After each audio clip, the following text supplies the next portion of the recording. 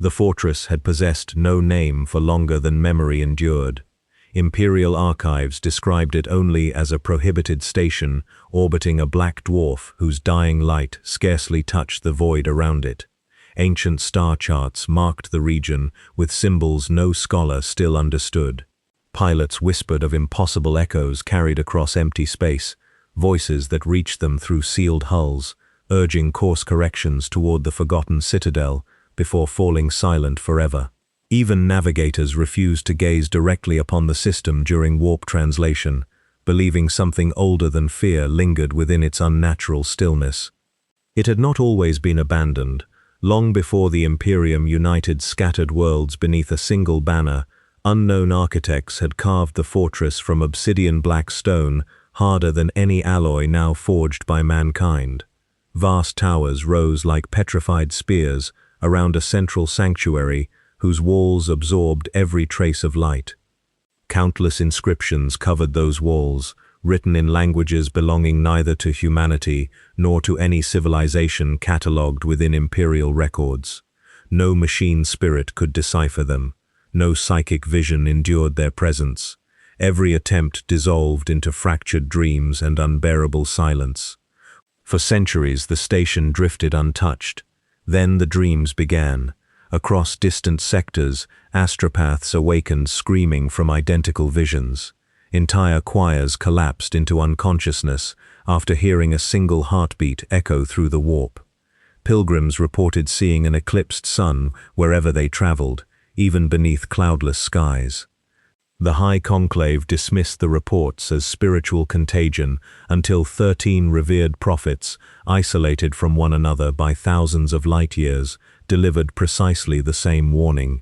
Something waited beneath the black sun. An expedition departed without celebration. The fleet consisted of warships bearing no heraldry, escorted by silent custodians whose loyalty belonged solely to the throne. Scholars accompanied soldiers, priests accompanied scholars. None knew why they had been chosen, only that refusal had never been offered. The journey through the void remained strangely uneventful. No pirates emerged, no warp predators pursued them, no cosmic storms hindered their course. Instead, an unnatural calm enveloped the fleet, as though unseen eyes merely observed their passage without judgment. When the fortress finally emerged from darkness, every voice upon every bridge fell silent. It appeared less constructed than unearthed from eternity itself. Its towers resembled colossal blades driven into the corpse of a forgotten world. Fractured statues lined impossible battlements, each depicting armored figures whose faces had been deliberately erased. Around the station circled fragments of shattered moons, held in precise orbit by invisible forces, despite every law governing gravity. No weapons activated, no defenses stirred. The station simply waited. Docking parties crossed into endless corridors where dust lay untouched, despite the passing of uncounted millennia. Their footsteps echoed through chambers large enough to house cities. Strange murals covered vaulted ceilings, depicting civilizations rising beneath countless stars, before vanishing into oceans of darkness that swallowed suns whole. Not once did they discover bones, not once did they find signs of battle. Only absence, as though every living thing had calmly departed at exactly the same moment. Days passed as exploration continued deeper into the labyrinth. Maps contradicted themselves. Passages altered subtly whenever observers looked away. Mechanical compasses spun without purpose. Veteran soldiers accustomed to impossible battlefields admitted they no longer trusted their own memories. Then they reached the sanctuary. Massive circular doors stood unopened, each carved from black crystal that reflected no faces. 12 colossal chains bound the entrance shut, every link engraved with symbols radiating faint crimson light. The oldest priest approached first. His trembling hands rested upon the nearest chain. The metal dissolved instantly into ash. One after another, the remaining restraints crumbled without resistance, scattering across the floor like forgotten dust. The great doors opened inward without sound. Darkness greeted them. Not ordinary darkness born from absent light. This darkness possessed depth, presence, weight. It seemed almost alive. Torches extinguished themselves. Power armor sensors failed. Even augmented vision revealed nothing beyond a vast chamber where shadows gathered with impossible density around a solitary stone altar. Something rested upon it, a child, perhaps no older than 6 years by appearance. His skin bore no scars. His breathing remained perfectly calm. He slept beneath a tattered crimson cloak, untouched by age despite the ruins surrounding him. No chains restrained him. No guardians watched over him.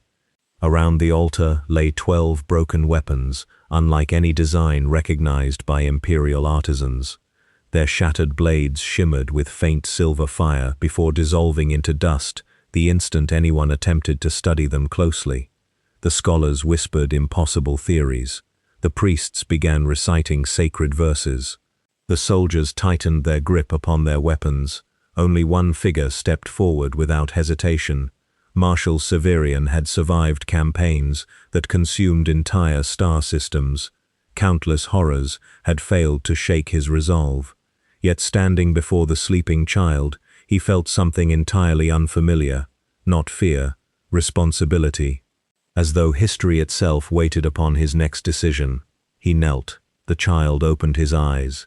They were neither radiant nor monstrous, simply dark, ancient beyond reason. Within them flickered countless reflections of burning worlds, broken empires, and endless battlefields stretching farther than imagination could follow. No hatred dwelled there, no innocence either, only absolute certainty. Without speaking, the child slowly stood upon the altar. The chamber trembled. Across the fortress, ancient mechanisms awakened for the first time in forgotten ages. Bells no hands had forged rang through endless corridors. The black stone walls pulsed once, as though answering a heartbeat older than recorded time. Far beyond the station, warp tides recoiled. Astropaths throughout the expedition collapsed simultaneously, clutching their heads as one impossible phrase echoed across every mind. The last sun has awakened. The prophets aboard the flagship wept without understanding why. Marshal Severian extended a cautious hand toward the silent child. For several endless moments neither moved. Then the child placed his hand upon the marshal's armored gauntlet. The fortress released a single thunderous sound that rolled across the empty system like the closing of an immeasurably ancient gate. Far beyond mortal sight, something listening within the deepest darkness turned its attention toward the black sun, and for the first time, in an age measured not by years, but by civilizations, it began to move. The fortress never yielded another secret. Within moments of the child's awakening, every inscription upon its walls faded into smooth black stone, as though countless ages of history had willingly erased themselves. The impossible architecture ceased its subtle movements. Corridors no longer shifted, echoes vanished. Whatever purpose had sustained the citadel through forgotten millennia had concluded the instant the child accepted Marshal Severian's offered hand. The expedition departed before curiosity could become catastrophe. No one argued for remaining. The scholars carried empty data archives, whose records had inexplicably corrupted. The priests possessed prayers they no longer remembered learning. Even the station itself seemed unwilling to be recalled. Days after leaving orbit, many crew members struggled to describe the fortress beyond scattered impressions of darkness, towering silence, and a nameless burden pressing upon memory. Only the child remained untouched by forgetting. He neither questioned his surroundings nor spoke of where he had come from. He observed everything with quiet attention, studying every corridor aboard the flagship, every ritual performed by its crew, every expression crossing human faces. His silence unsettled more than conversation ever could. Some believed trauma had stolen his voice, others suspected calculation. Marshal Severian reached a different conclusion. The child simply refused to waste words. Before the fleet reached Imperial space, disaster found them. A violent distortion erupted along the translation route, not born from ordinary warp turbulence, but from something that appeared to pursue rather than drift. Reality folded inward around the fleet, as impossible shadows gathered beyond the armored hulls. Vox systems filled with distant screams, carrying no identifiable source. Entire observation decks darkened, despite functioning power grids. Then came the voices, not through speakers, within thought itself. Kneel, remember, return. The command repeated endlessly, spoken in countless unfamiliar languages, while somehow remaining perfectly understood. Several navigators collapsed. Astropaths began bleeding from their eyes. 3 officers drew sidearms against companions they suddenly believed to be lifelong enemies. Only the child remained perfectly still. Without hesitation, he walked toward the primary observation chamber, overlooking the consuming darkness outside. Marshal Severian followed close behind. The command continued. Kneel. Return, remember. The child placed one hand against the transparent armor glass, separating flesh from impossible emptiness. The whispers stopped, not gradually.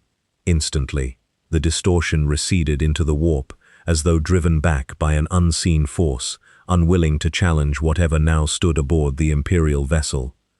No prayer had been spoken, no psychic ritual performed. Silence alone had answered the darkness. When the fleet finally emerged into stable space, Marshal Severian made a decision that astonished every advisor accompanying the expedition. The child would not be delivered immediately to Terra. Instead, he would first be taken somewhere no palace scholar had ever recommended, a frontier world named Caron Vale. Official records classified it as a compliant mining colony, sustaining several fortress settlements along an isolated border. Those records had not been updated in decades. Reality proved far harsher. The world possessed little worth beyond survival itself.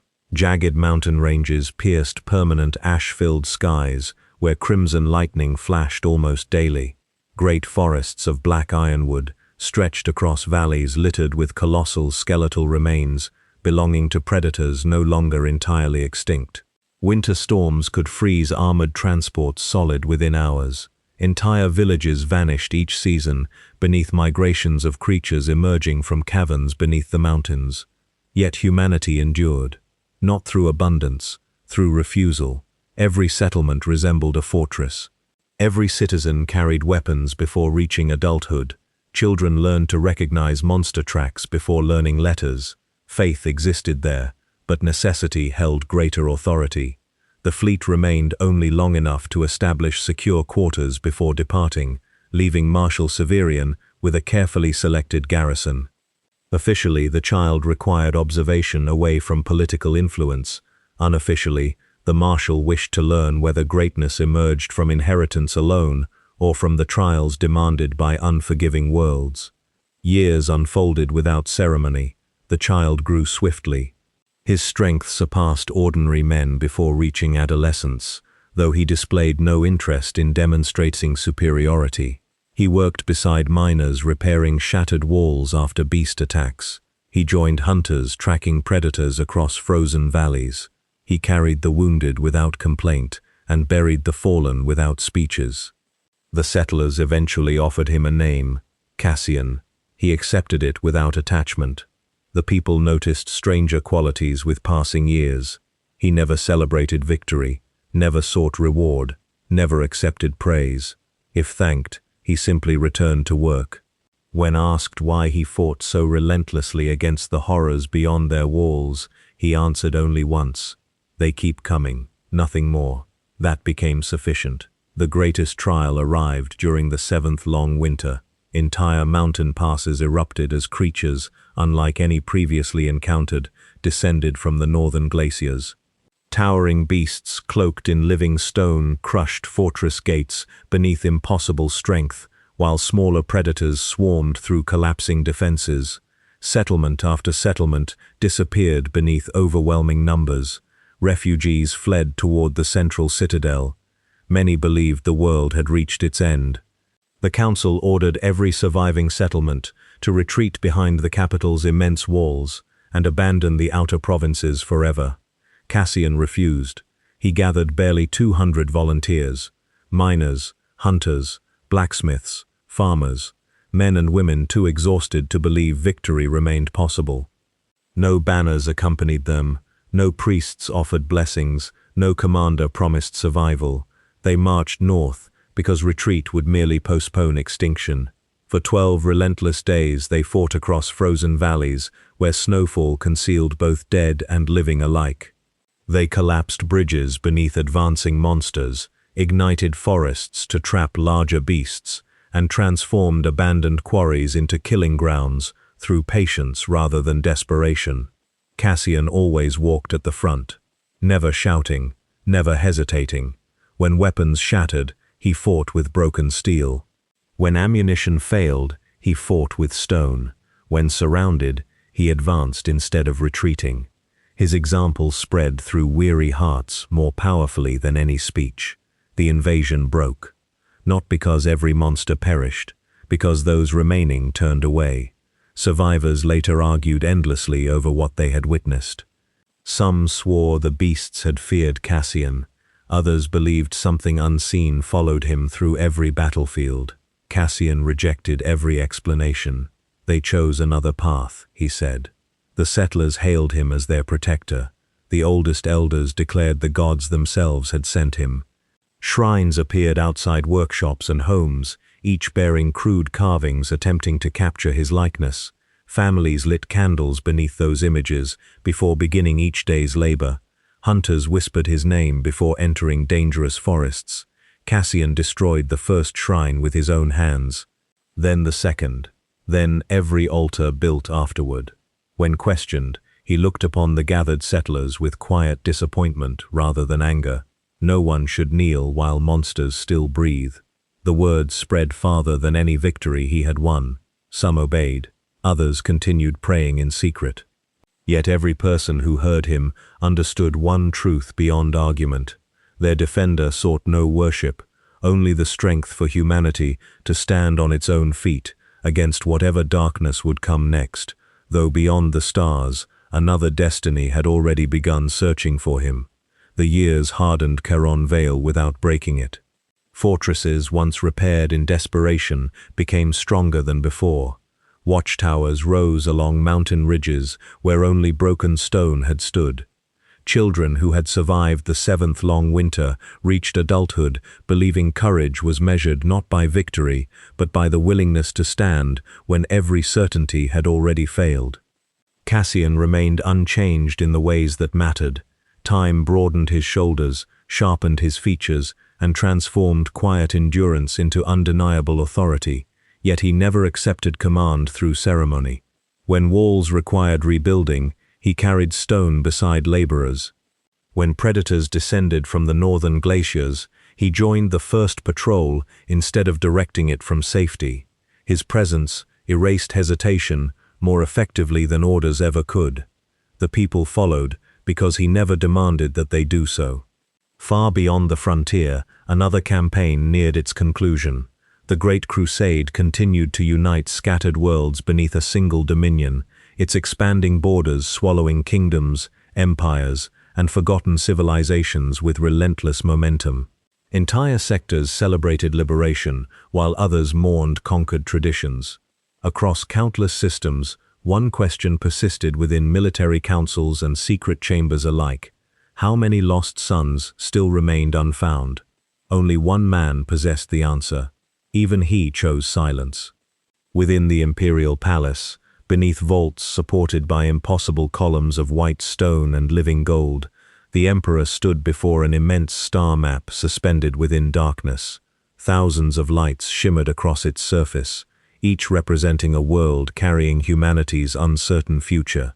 One light burned differently, small, remote, steady. Caron Vale. No attendants disturbed the chamber. No generals interrupted his contemplation. The silence surrounding the throne's master carried greater weight than any debate. Malcador entered without announcement. The old regent paused beside the vast projection before following the emperor's gaze toward the isolated frontier world. "You have delayed longer than expected," he observed. "I have. The others already question your reasoning. They will continue." Malcador studied the distant star for several moments. They believe another Primarch waits there. They are correct.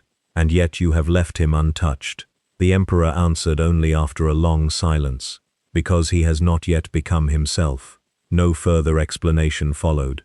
Malcador had learned long ago that certain thoughts remained unspoken, even between the oldest allies. Instead, he considered the reports gathered over many years, a nameless frontier world, repeatedly surviving impossible invasions, an unknown warrior whose victories inspired loyalty while rejecting devotion, entire populations abandoning superstition after witnessing his example. Military discipline emerging naturally without imperial instruction. Every report contradicted accepted patterns. The lost Primarchs normally reshaped civilizations through vision, diplomacy, conquest, or revelation. This one transformed people through refusal. He accepted no crown, founded no dynasty, declared no philosophy. Yet every settlement grew stronger simply because he lived among them.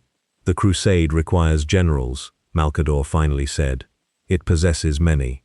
It requires symbols. It possesses too many. The Emperor's eyes never left the distant light. What it lacks is someone who remembers why wars are fought. Weeks later, an immense fleet translated into the outer reaches of the Charon system. Its arrival transformed night into blazing daylight. Thousands of vessels emerged in disciplined formation, stretching across the heavens like a second constellation, descending from eternity. Even Charon's harsh storms seemed reluctant to challenge such overwhelming presence. The settlements prepared for siege before recognizing imperial heraldry. Old stories returned. Legends whispered by grandparents who remembered Marshal Severian's departure decades earlier. Children climbed fortress walls to watch impossible ships eclipse the stars. Cassian remained at work repairing a collapsed mining platform when the first messenger reached him. "The Emperor has come." The words produced no visible reaction. He secured the final support beam before laying down his tools. Only then did he begin walking toward the capital. The entire city gathered before its immense gates. Columns of armored warriors descended first, their polished armor reflecting crimson skies beneath banners bearing symbols recognized throughout the expanding Imperium. Behind them came scholars, diplomats, commanders, and priests whose ceremonial garments shimmered beneath drifting ash. None spoke. A final craft settled beyond the assembled honor guard. Its great ramp lowered. One figure emerged. No proclamation announced him. None proved necessary. Every instinct recognized impossible authority long before reason could explain it. The Emperor walked through silent ranks without visible escort. His pace neither hurried nor slowed. When he reached the waiting crowd, thousands instinctively fell to one knee. Thousands except one. Cassian remained standing. Not from defiance, not from pride, simply because he had never learned to kneel before another living soul. Imperial officers reached instinctively for their weapons. Several priests gasped in disbelief. The Emperor raised one hand. Every movement ceased. The silence that followed seemed larger than the world itself. Father and son regarded one another across only a few steps. Neither smiled, neither displayed surprise. It resembled less a first meeting than the continuation of a conversation interrupted long ago. "You have grown," the Emperor said. Cassian answered without hesitation, "So have your wars." Several officers lowered their eyes. No mortal addressed the master of mankind so plainly. Yet the Emperor showed neither offense nor amusement. Instead, he looked beyond Cassian toward the fortress city surrounding them. He observed repaired walls bearing scars of countless battles. Citizens standing shoulder to shoulder regardless of rank. Children carrying tools rather than ceremonial offerings. No statues honoring heroes. No temples glorifying kings. Only people prepared to defend one another. "You forbade them from worshipping you," the Emperor observed. "They needed stronger hands, not lower heads. And if faith gave them strength, it borrowed tomorrow to survive today." The Emperor considered those words carefully. Many rulers sought obedient followers. Many philosophers pursued perfect truths. Before him, stood someone pursuing only necessity. That difference carried immeasurable consequence. "Will you come with me?" the Emperor finally asked. Cassian's gaze drifted toward the distant mountains, where fresh snowfall covered old battlefields. "My place is here. For now." The answer remained neither acceptance nor refusal. Night descended before either spoke again. Together, they walked beyond the gathered crowds toward the northern cliffs overlooking Charon's endless wilderness. No guards accompanied them, no advisors intruded upon their solitude. They stood beneath unfamiliar stars while cold winds swept across silent valleys. Neither man looked at the other. Both watched the darkness beyond the mountains.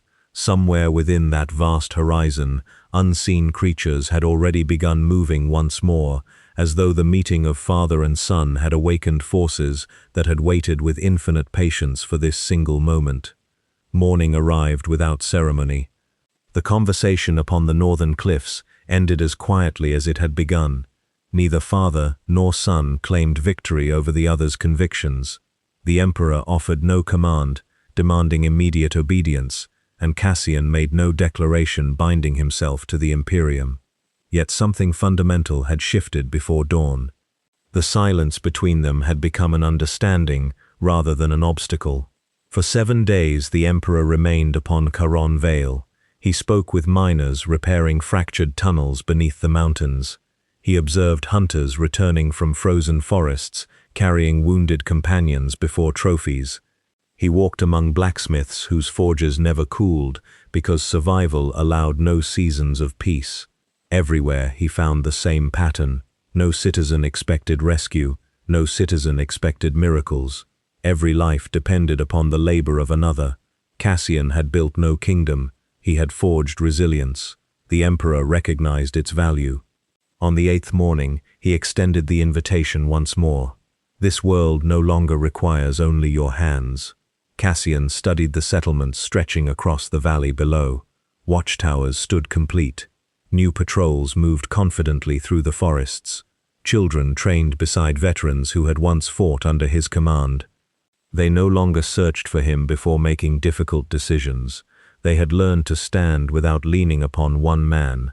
At last he answered, "Then I will go." No celebration followed. The people gathered beyond the landing fields as transports prepared for departure. Many wept openly, yet none begged him to remain. They understood better than anyone that holding back a necessary journey would betray everything he had taught them. The eldest village elder stepped forward, carrying a weathered iron hammer, its surface scarred by decades of repairing fortress walls. "It built our homes," she said. "It belongs here," Cassian replied gently. She nodded. "It does." The hammer returned to her hands. Nothing else passed between them. When the fleet departed Charon's skies, the frontier world watched until every vessel disappeared beyond the stars. Then its people returned to their work before the day's light faded. The Great Crusade continued.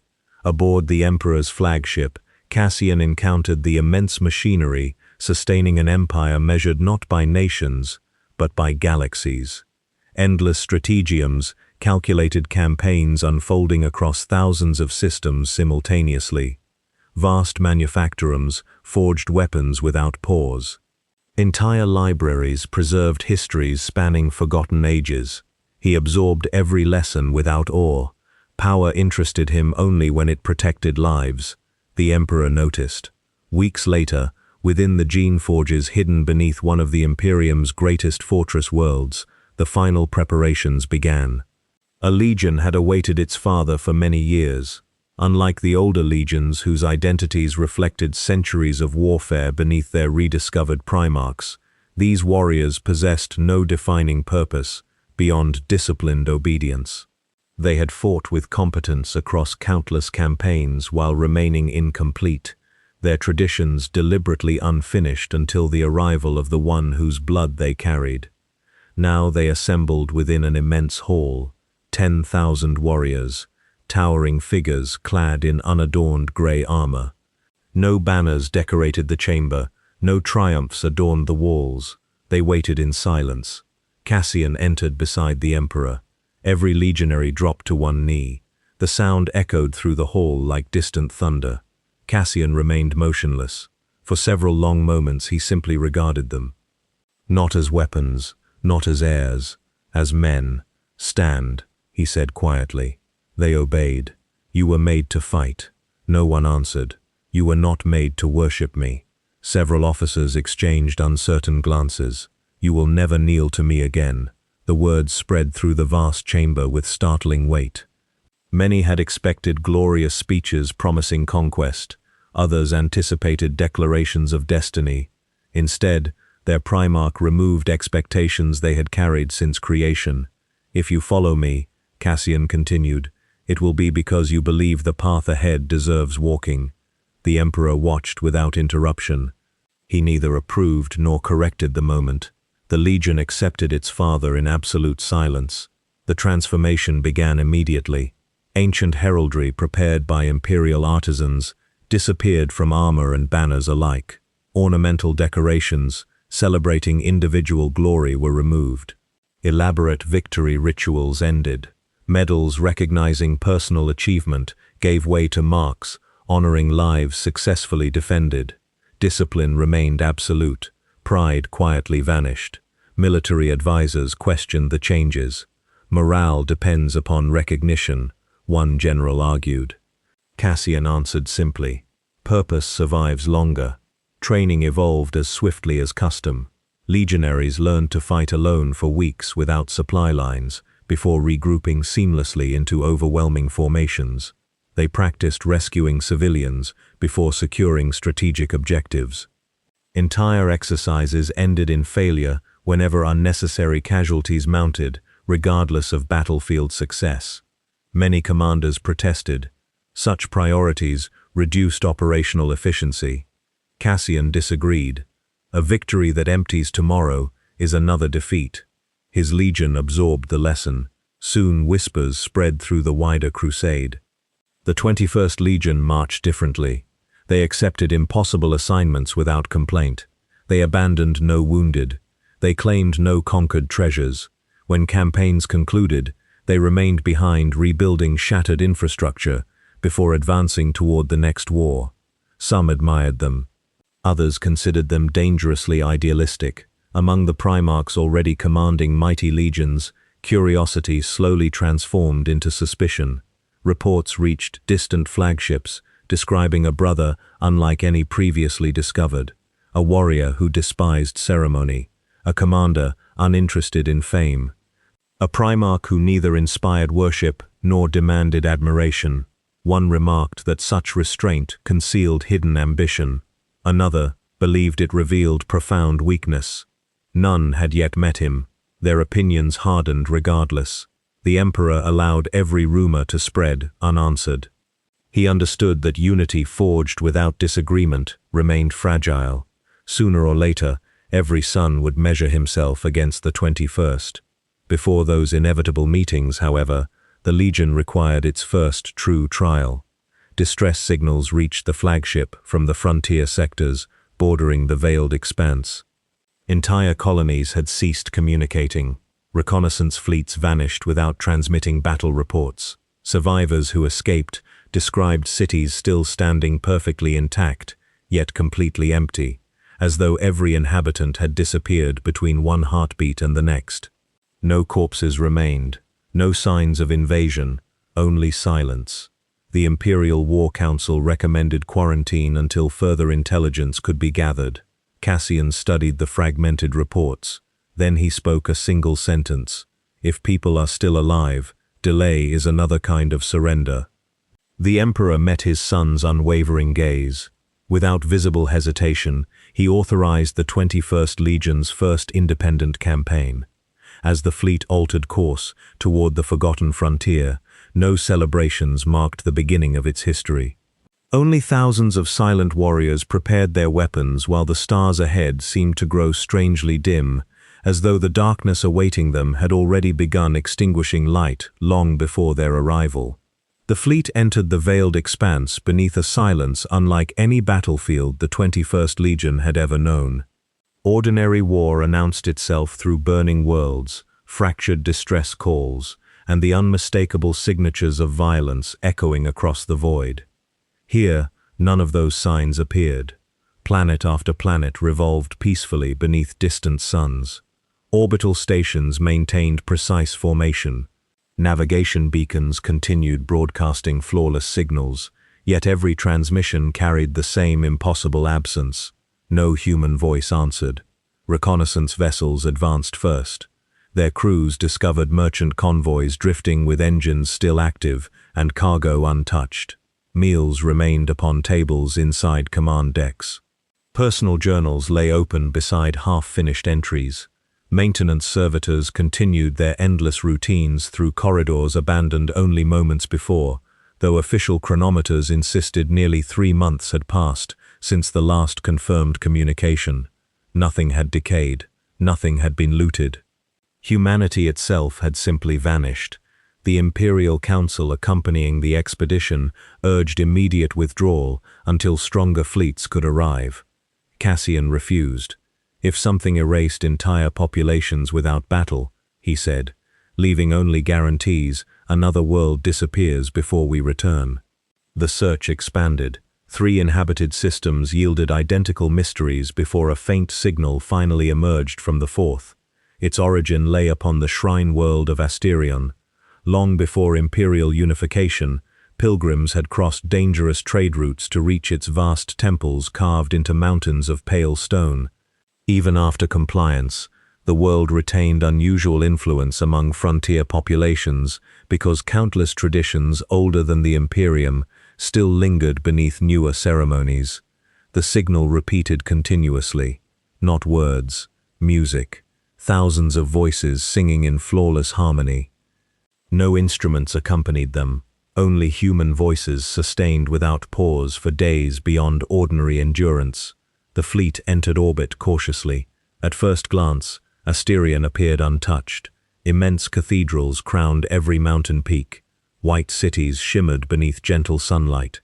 Agricultural valleys flourished between rivers, flowing like silver ribbons across fertile plains. Life remained visible everywhere. Crowds walked orderly streets. Children played beside fountains. Pilgrims climbed endless stairways toward towering sanctuaries. Imperial officers sighed with relief. Perhaps communication failures alone explained the surrounding mystery. Cassian remained unconvinced. The music never changes. No one else had noticed. The hymn possessed perfect repetition. Every note, every breath, every pause, exactly identical, hour after hour. He ordered no bombardment, no assault. Instead, a landing force descended toward the capital, accompanied only by selected legionaries and civilian envoys. Citizens welcomed them peacefully. Smiles greeted every arrival. Flowers covered the landing square. No weapons appeared. No hostility surfaced. The choir continued singing. Its melody drifted through every street without interruption. An elderly woman approached Cassian, carrying fresh bread. "We have waited for you," she said warmly. "Where are your leaders?" he asked. She smiled. "They are singing." "Where are your soldiers?" "They are singing." "Where are your children?" "They are singing." Every answer remained unchanged, always accompanied by the same serene expression. Cassian accepted no food. His legion followed his example. As they advanced deeper into the city, subtle inconsistencies emerged. Market stalls displayed fruit harvested weeks earlier, yet showing no sign of decay. Water flowing through decorative channels reflected no clouds, despite changing skies overhead. Citizens blinked rarely, some not at all. None acknowledged one another, unless directly addressed. Only newcomers received attention. The choir grew louder. At last they reached the Grand Basilica. Its immense bronze doors stood permanently open. The music originated within. Cassian entered first. The sanctuary dwarfed every structure surrounding it. Thousands upon thousands of men, women, and children knelt in perfect rows, stretching farther than sight, beneath towering vaulted ceilings. Every face remained peaceful.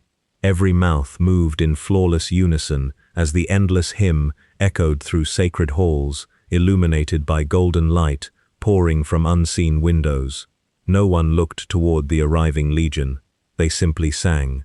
Cassian walked slowly between endless rows. No heartbeat quickened. No breathing altered. He stopped before a young boy, perhaps 10 years old. The child continued singing. Cassian gently placed one hand upon the boy's shoulder. The hymn ceased. Not throughout the hall, only from the child. The boy looked upward. His eyes contained nothing, no fear, no joy. No recognition, only vast emptiness stretching beyond comprehension. Then he whispered, "Do not interrupt." His voice belonged to someone impossibly ancient. The hymn resumed. Every singer continued as though nothing had happened. Several legionaries instinctively reached for weapons. Cassian motioned them back. Violence offered no answer here. Hours passed while scholars examined the congregation. No disease, no psychic domination detectable. Bodies remained perfectly healthy. Minds appeared absent. One investigator attempted separating several singers from the assembly. The instant they crossed the basilica threshold, they collapsed lifelessly, without wounds or visible cause. No explanation emerged. Night fell. The choir never rested. Across orbiting warships, similar discoveries flooded command channels. Every settlement upon Asterion shared identical conditions. Entire populations sang without food, sleep, or exhaustion. Children born after the phenomenon had apparently joined the hymn immediately upon their first breath. No graves existed. No births were recorded. Time itself seemed strangely stagnant. Then one legionary disappeared. His absence lasted only minutes. Search teams discovered him standing alone within an abandoned chapel overlooking the city. He faced the altar, softly singing. When companions called his name, he neither turned nor answered. Cassian arrived moments later. The legionary slowly looked toward his Primarch. Tears streamed down the warrior's face. "It is beautiful," he whispered. "What is?" The voice beneath the voices. Cassian heard nothing beyond silence. The legionary smiled peacefully. Then he drew his combat blade and attempted to drive it into his own throat. Cassian caught the weapon before it struck. The warrior collapsed unconscious. Medical examination revealed no physical abnormalities. Yet when he awakened hours later, he remembered nothing after entering the chapel. Only overwhelming peace. Cassian ordered every shrine, cathedral, and monastery upon the planet searched simultaneously. The answers converged toward one impossible location. Beneath the Grand Basilica lay catacombs absent from every surviving architectural record. Ancient tunnels descended kilometers beneath the mountain upon which the city stood. The deepest chamber had remained sealed for ages, predating recorded human settlement. Stone doors, engraved with unfamiliar symbols, barred the final passage. The music grew strongest beyond them, not louder, closer, as though the choir above merely echoed something waiting below. Engineers prepared demolition charges. Cassian stopped them. He stepped toward the immense doors alone. Placing one hand upon the ancient stone, he closed his eyes. For the first time since awakening beneath the black sun, memories not his own brushed the edges of his thoughts. Countless pilgrims, endless prayers, faith offered freely across forgotten centuries. Every hope, every fear, every desperate plea, flowing downward into something patient enough to consume them one generation at a time. His eyes opened. They were never praying, he said quietly. They were feeding it. The mountain trembled. From beyond the sealed doors, a single voice, unlike any human sound, answered the accusation. Then the endless choir above fell silent all at once, leaving the entire world listening to what had awakened beneath its oldest sanctuary. The voice beneath the mountain did not resemble speech. It emerged as a vibration older than language, passing through stone, armor, and flesh alike, before settling within memory itself. Every legionary standing inside the buried chamber felt fragments of forgotten moments surface without warning. Faces long buried beneath decades of war returned with impossible clarity. Fallen comrades seemed to stand just beyond sight. Lost homes appeared vivid enough to touch. Then those memories began to fade. Not naturally, deliberately. Veterans struggled to recall battles that had shaped their lives. Officers forgot the names of worlds they had conquered only months earlier. One warrior looked upon the heraldry engraved across his own armor with growing confusion, unable to remember why he wore it. Cassian recognized the danger before anyone else. Withdraw. The order echoed through the tunnels. No hesitation followed. The 21st Legion retreated in disciplined formation, carrying every scholar and engineer back toward the surface. Behind them, the sealed doors remained unmoved, yet the unseen presence beyond them no longer attempted to force its way into the world. It merely waited. Outside, dawn broke across Asterion. The cities remained silent. The endless choir had ended. Citizens wandered streets, wearing expressions of bewilderment, as though awakening from dreams whose contents vanished. The instant consciousness returned. Families embraced relatives they no longer remembered losing. Children cried, because strangers insisted they belonged together. Priests entered empty sanctuaries, unable to explain why they had spent years kneeling before abandoned altars. The people had survived. Something else had not. Within days, investigators pieced together the hidden truth. Generations earlier, pilgrims had uncovered the buried chamber while expanding the original basilica. Whatever waited beyond the sealed doors had never escaped physically. Instead, it had answered prayer with comfort, offering certainty to frightened minds. Every act of devotion strengthened the unseen intelligence while quietly consuming pieces of those who worshipped it. Not souls, memory. Identity, choice.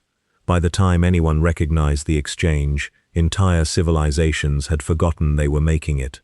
Cassian ordered the mountains sealed beneath layers of fortress stone and null metal brought from orbit. No priesthood remained to guard it. No sacred order inherited responsibility. Only silent soldiers. When questioned why the chamber was not destroyed, he answered simply, "We do not know what prison those before us sacrificed to build." The fleet departed Asterion, carrying no triumph. Millions had been saved, yet countless years of stolen lives could never be restored. Imperial records classified the campaign as a strategic victory. Cassian refused every commendation offered afterward. As the 21st Legion resumed its advance through the frontier, subtle changes spread among its warriors. They spoke less, not from despair, from caution. Each man privately questioned how much of himself could vanish before he noticed the loss. The Emperor received complete reports weeks later. He read every testimony personally. When advisors requested authorization to launch a sector-wide crusade against every ancient shrine resembling Asterion's forgotten temples, he declined. "Fear creates poor historians," he said. His answer satisfied almost no one. Rumors nevertheless spread throughout the Imperium. Some claimed the 21st had defeated a hidden god. Others insisted the Legion had destroyed humanity's oldest religion. Neither account resembled truth. Far beyond Imperial borders, however, something listened carefully. The awakening beneath the mountain had not gone unnoticed. Across the veiled expanse, isolated observatories began reporting impossible astronomical phenomena. Entire constellations appeared incomplete, despite unchanged stellar surveys. Long-range augurs detected regions where light itself seemed strangely diminished, as though distant stars had ceased shining altogether. At first, scholars blamed equipment failure, then exploration vessels vanished. 1, then 4, then 12. No distress calls reached nearby systems. No wreckage drifted through surrounding space. Only silence remained where thriving trade routes had existed days earlier. The Imperial Navy dispatched larger reconnaissance groups. They vanished as well. Navigation records recovered from automated probes revealed nothing beyond abrupt endings. Course logs remained complete until the exact second communication ceased. Engines continued functioning. Life support systems operated normally. Then every recording simply stopped. No explosion, no interference, no final message. The absence disturbed experienced commanders more deeply than destruction ever could. Cassian volunteered immediately. His legion entered the affected region, accompanied by only a modest fleet, preferring maneuverability over overwhelming numbers. The stars themselves appeared different. Traveling deeper into the anomaly, navigators reported increasing difficulty plotting familiar constellations. Light arrived, strangely delayed across observation decks. Shadows lingered longer than natural physics allowed. One evening, an officer pointed toward an ordinary-looking star beyond the flagship's forward viewport. It should be brighter. Astronomers confirmed his observation. Historical records identified the star as one of the sector's most luminous giants. Now, it resembled a fading ember. No natural explanation existed. Hours later, another disappeared. Not by exploding, not by collapsing, it simply ceased to exist. Every telescope still faced empty space where immense gravity should have remained. The universe itself seemed unwilling to acknowledge anything had ever occupied that position. The fleet pressed onward. Eventually, they discovered the first abandoned colony. Orbital defenses remained active. Power grids functioned flawlessly. Hydroponic facilities continued producing fresh harvests. Every building stood untouched. The streets contained no bodies, no signs of panic, only countless personal belongings left exactly where their owners had abandoned them. A child's toy rested beside a fountain. Fresh tea remained inside an apartment whose chronometer insisted only minutes had passed since preparation, despite obvious weeks of isolation. Medical facilities still displayed patient records. Every name had been erased, not deleted, forgotten. Even hardened data crystals contained blank spaces where identities should have existed. As search parties expanded across the city, stranger discoveries emerged. Entire walls displayed family portraits. Every face had faded into featureless emptiness. Libraries contained books whose pages remained intact, while titles and authors had vanished. Monuments honored unknown heroes, beneath inscriptions reduced to smooth stone. It was as though existence itself had been carefully edited. Then, the fleet lost contact with its outer escort. No alarms sounded. One moment 6 destroyers maintained perfect formation. The next, only empty space remained. Sensors detected neither debris nor energy discharge. The vessels had not exploded. They had simply become absent. Bridge officers frantically searched tactical displays. Several insisted those destroyers had never accompanied the expedition. Others swore they remembered commanding them only moments before. Arguments spread rapidly.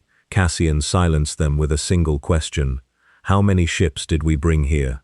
No one answered immediately, not because they feared speaking, because they genuinely no longer knew.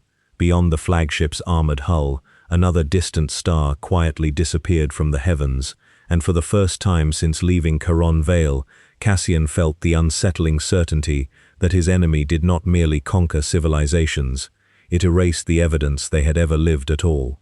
The return from the veiled expanse carried no banners of victory.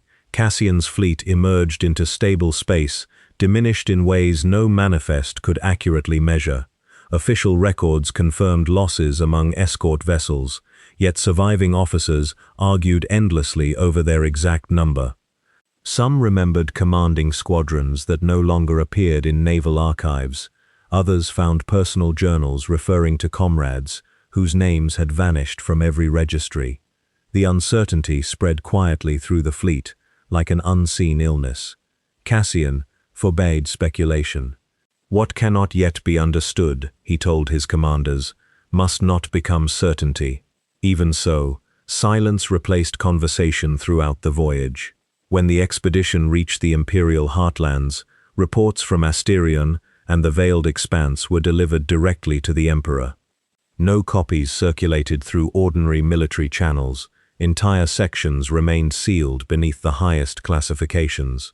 The danger extended beyond physical destruction. Knowledge itself had become vulnerable. Within weeks, summons were issued across the Great Crusade. The Primarchs would gather. Such councils occurred rarely. Campaigns spanning thousands of worlds made assembling the Emperor's sons an undertaking measured in months, yet the growing number of impossible threats demanded more than distant correspondence. The Hall of Concordance stood beneath the imperial palace, vast enough to contain titans should necessity require. Marble pillars disappeared into shadows high above, while constellations crafted from living crystal glowed across the vaulted ceiling. Around an immense circular chamber rested 21 thrones, though several remained permanently empty reminders of brothers lost to fate before history could properly remember them. Cassian entered without ceremony. His armor still bore scars from the frontier campaigns. Dust gathered along worn boots untouched by attendants. Unlike many of his brothers, he arrived carrying no banners, no honor guard, and no trophies announcing recent triumphs. The chamber gradually filled. Each Primarch possessed a presence impossible to mistake. Some radiated commanding nobility, others resembled living storms restrained only by discipline. Several greeted one another as old companions reunited after long campaigns. Cassian observed more than he spoke. The Emperor entered last. Conversations ceased immediately. Without proclamation, the council began. Reports unfolded over many hours. Entire sectors stabilized beneath imperial rule. Rebellions were crushed. New trade routes opened. Ancient Xenos enclaves fell before coordinated assaults. Each victory strengthened the dream of a united humanity. Then attention turned toward Cassian. The veiled expanse, Asterion, the forgotten fortress beneath the black sun. No embellishment entered his account. He described only what had been witnessed. When he finished, silence lingered longer than expected. At last, one brother rose. His armor gleamed with flawless craftsmanship, every movement reflecting disciplined confidence forged through countless glorious campaigns. "You sealed the chamber beneath Asterion." "I did. You should have destroyed it. We did not know what imprisonment already served." The Primarch frowned. "Caution preserves enemies," Cassian answered calmly. "Recklessness creates them." Murmurs spread around the chamber. Another brother leaned forward. The colonies erased from existence deserved immediate retaliation. "Against whom?" Cassian asked. The question lingered unanswered. No enemy fleet had been identified. No empire claimed responsibility. Only absence remained. A third Primarch spoke. "Our purpose is conquest. Our purpose is survival," Cassian replied. "Conquest ensures survival. Only if we remember why worlds are worth conquering." The exchange sharpened the atmosphere. No anger filled the chamber. Something deeper, difference. For the first time, many present recognized that the 21st interpreted the Great Crusade through principles unlike their own.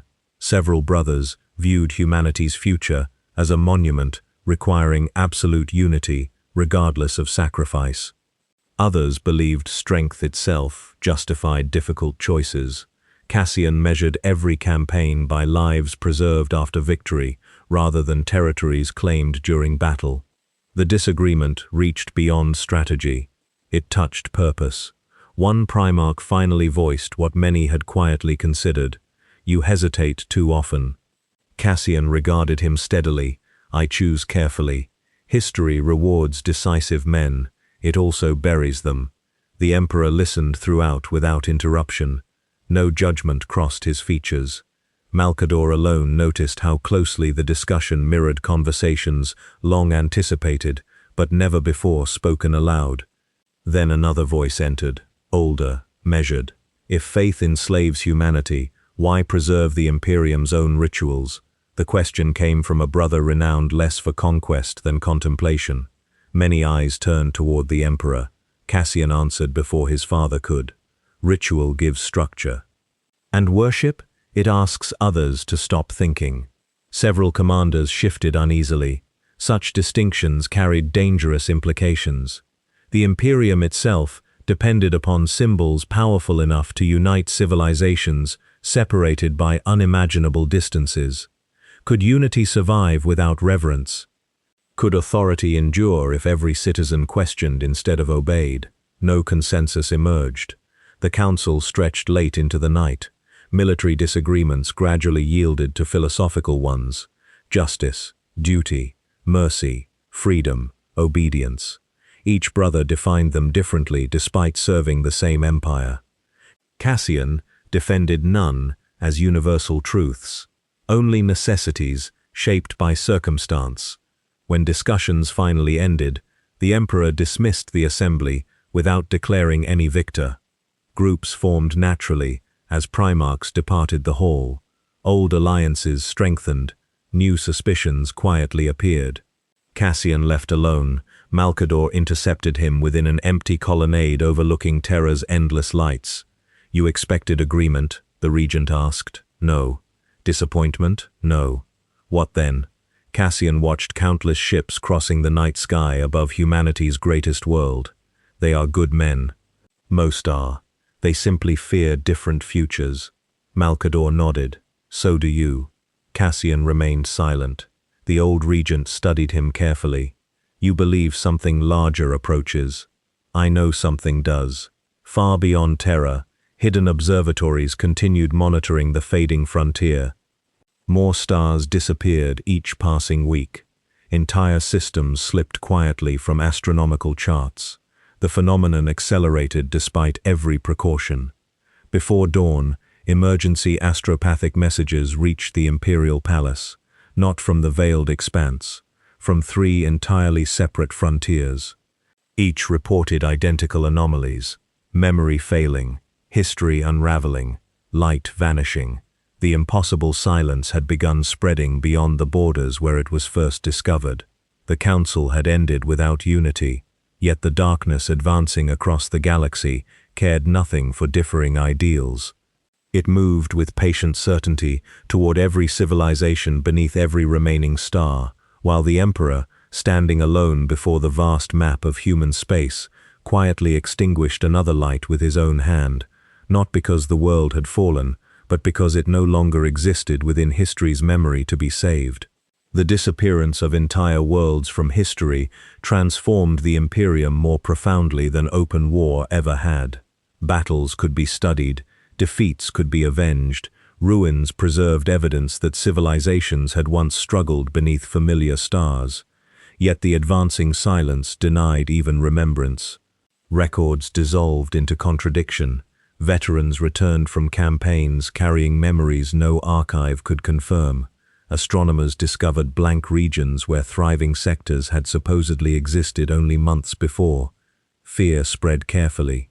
The Emperor ordered public stability maintained at all costs. Trade continued. The Great Crusade advanced. Official proclamations spoke only of temporary disruptions along distant frontiers. Privately, however, every available resource shifted toward understanding the invisible enemy. Among thousands of fragmented reports, one ancient reference emerged repeatedly: not a weapon, not a prophecy, a location. Its surviving designation appeared in damaged pre-imperial fragments, translated only after decades of patient scholarship. The Vault of Kimon. No star charts recorded its position, no explorer claimed to have visited it. The oldest surviving manuscript described it with a single sentence: "There sleeps the engine that remembers what the darkness cannot erase." The Emperor summoned Cassian immediately. Only 4 others attended the audience: Malcador, the master of the Imperial Archives, the Lord Commander of the Expeditionary Fleets, an elderly navigator whose family preserved forbidden stellar traditions older than the Imperium itself. She unfolded a weathered chart unlike any modern star map. Constellations appeared unfamiliar, entire galaxies shifted from their current positions. "This is not space," she whispered. "It is time." Silence followed. Her trembling hand traced faint lines connecting vanished civilizations.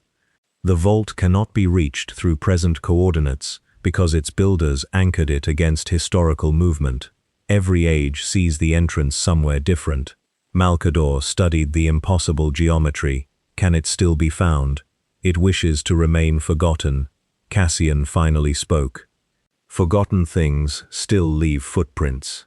3 weeks later, a carefully chosen expedition departed. No grand fleet accompanied the mission, only Cassian's flagship, several escort vessels, scholars, engineers, and specialists whose knowledge reached beyond ordinary military doctrine. The journey led far outside established routes. Navigation itself became uncertain. Stars refused familiar positions. Warp currents flowed with unsettling reluctance. Several navigators reported glimpsing colossal structures suspended within impossible distances before those visions vanished whenever observed directly. No one recorded them officially. At last they reached a system absent from every Imperial archive. Its solitary sun emitted pale silver light. 7 lifeless planets orbited in flawless silence. The 8th defied comprehension. It possessed no atmosphere, no oceans, no visible cities. Its entire surface consisted of interlocking black plates stretching from pole to pole, each engraved with geometric patterns extending beyond the horizon like an endless puzzle assembled by minds unconcerned with human understanding. Scanners detected no energy, no movement, no life. Cassian ordered the landing. The moment his boots touched the surface, the planet awakened. Not violently, patiently. The engraved plates shifted almost imperceptibly beneath the expedition, rearranging themselves with precise mechanical purpose. Across distant horizons, mountains unfolded into towering pillars. Valleys sealed shut, while new pathways emerged from seamless stone. The world had never been dead, it had been waiting. Engineers attempted marking their route. Every marker vanished within minutes as the landscape calmly reorganized itself. Maps became useless. Only forward remained meaningful. Days passed. The expedition advanced through colossal corridors, bordered by statues whose proportions dwarfed titans. None depicted recognizable species. Their faces combined countless impossible forms into expressions neither hostile nor welcoming. The silence surrounding them differed from that haunting the veiled expanse. This silence remembered. Every footstep echoed with mathematical precision. Every chamber appeared constructed to endure until stars themselves failed. Then they found the first inscription humanity could understand.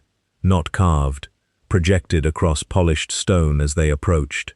The prison endures. Several scholars hurried forward. Additional words appeared beneath the first. The wardens are gone.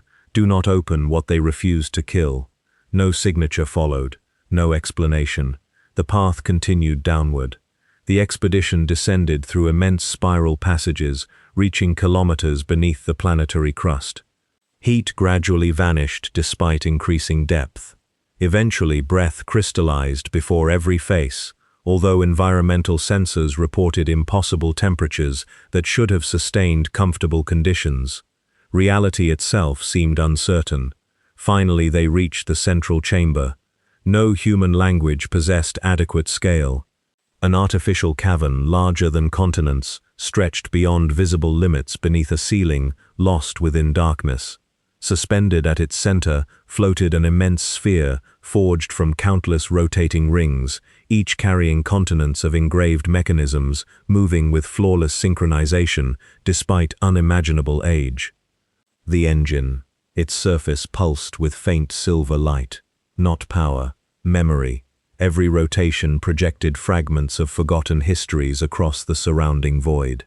Cities no longer existing, species erased before mankind discovered fire, battles whose victors themselves had vanished from remembrance. The machine preserved everything.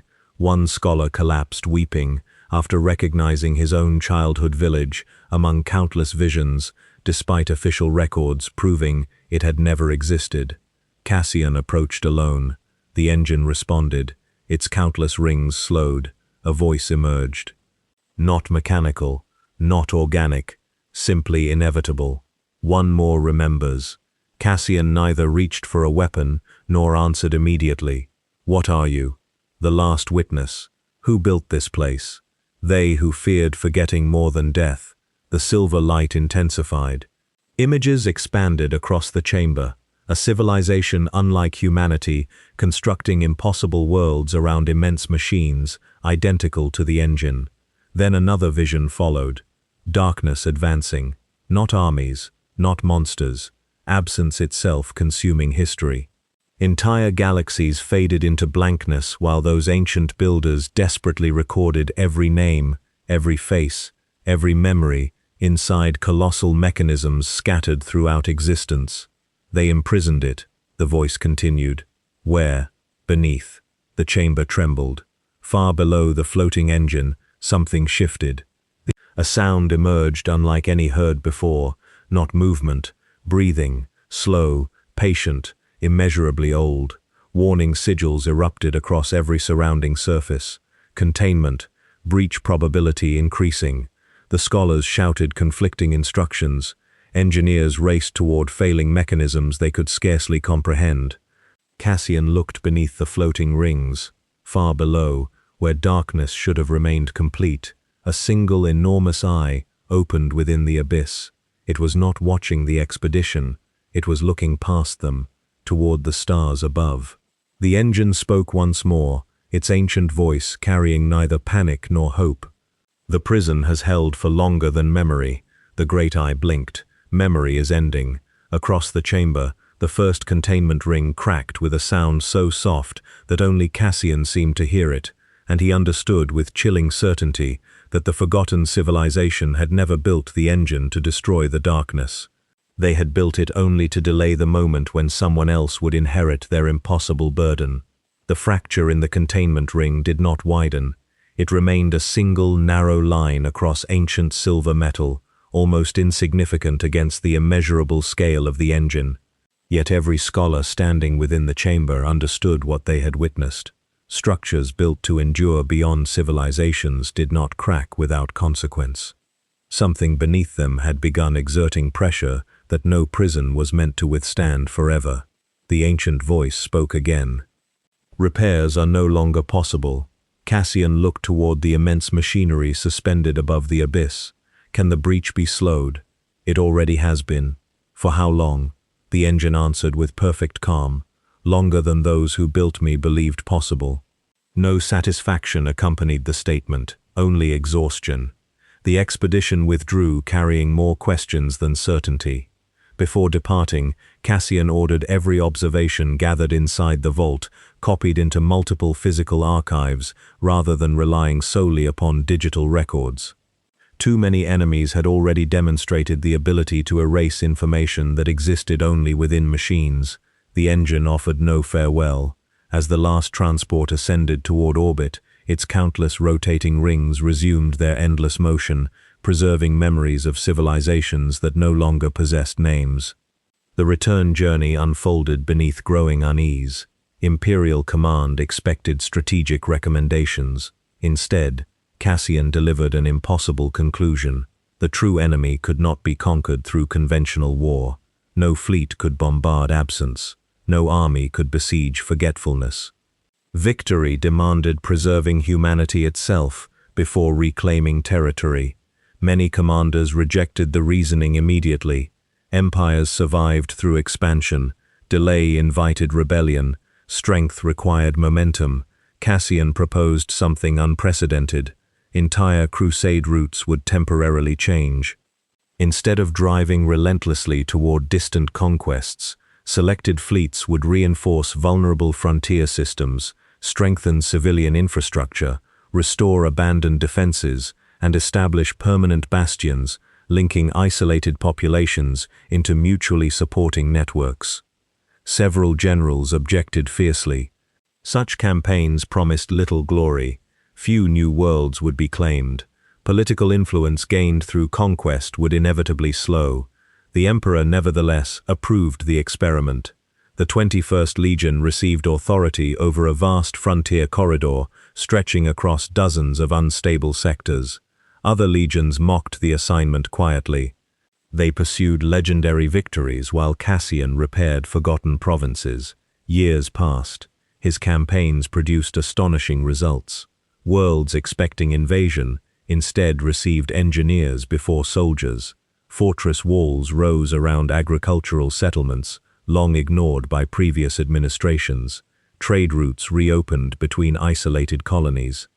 Medical stations replaced abandoned garrisons. Refugee populations found permanent homes protected by disciplined defenses rather than temporary encampments. Resistance steadily diminished. Entire planetary governments accepted imperial authority without major battles because survival proved more persuasive than intimidation.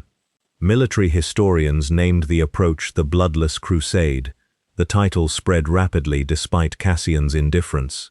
Reports celebrated astonishingly low casualty figures compared with neighboring campaigns. Children grew up beneath imperial banners without witnessing planetary bombardments. Cities surrendered because they preferred construction over annihilation. Across the frontier, prosperity slowly returned. Yet peace carried unexpected consequences. Some citizens welcomed the Legion as liberators, others feared them. The 21st never remained to govern conquered worlds. They rebuilt, organized local defenses, trained militias, then departed before monuments could be raised. People struggled to understand such restraint. In one prosperous mining system, grateful workers erected a colossal statue depicting Cassian standing above shattered monsters. He ordered its removal. The governor protested, "It honors sacrifice. It replaces responsibility." The governor frowned. People require symbols. They require examples. The monument disappeared. Months later, another world established an annual festival celebrating the 21st Legion's victories. Cassian quietly redirected the celebration toward local volunteers who had defended civilians during reconstruction efforts. Again, confusion spread. Why reject admiration earned through undeniable service? Questions multiplied. A philosopher from the frontier eventually addressed the issue publicly. "He saves worlds," the scholar declared, "then refuses ownership of gratitude. Such men become more frightening than conquerors, because they cannot be influenced by reward." The words circulated throughout imperial society. Fear quietly accompanied admiration. Among ordinary citizens, stories transformed with every retelling. Some insisted the 21st never smiled. Others claimed its warriors buried every fallen enemy with identical respect, shown their own dead. Children whispered that their Primarch appeared wherever monsters threatened forgotten villages before vanishing without accepting thanks. Truth mattered less than perception. Even loyal worlds began wondering what truly guided a commander unmoved by wealth, titles, or worship. The concern reached Terra. Several influential governors requested clarification from the imperial court. If the 21st rejects every symbol of authority, one petition argued, how shall ordinary people distinguish humility from contempt? The emperor offered no public response. Privately, Malcador asked whether intervention had become necessary. The emperor stood, overlooking maps marking newly stabilized sectors. They fear him because he cannot be purchased. They also fail to understand him. Understanding has never been a requirement for loyalty. Beyond politics, stranger developments emerged. The Bloodless Crusade had strengthened dozens of frontier systems, precisely where the advancing silence seemed most active.